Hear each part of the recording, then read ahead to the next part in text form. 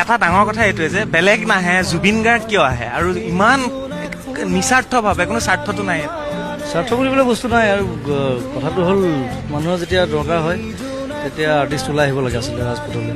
আৰু মোৰ সেইটোৱে, আৰু মই জনতাৰ লগত থাকি ভাল পাওঁ, জনতাৰ কাৰণে কাম কৰি ভাল পাওঁ। সকলো শিল্পী সমাজ একেলগে আছে আপোনাৰ লগত?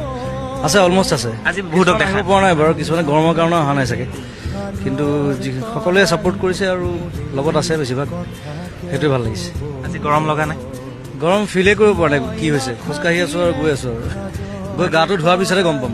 ধন্যবাদ জুবিন দা। আৰু আজি আমি যিমান পাৰোঁ দেখুৱাবলৈ চেষ্টা কৰিলোঁ, চান্দমাৰী হৈ, পল্টন বজাৰ হৈ, শংকৰদেৱ পথ হৈ, আকৌ গণেশগুৰি হৈ চান্দমাৰীলৈ, গোটেই যাত্ৰাটোৰ শেষত কি ক'ব আপুনি?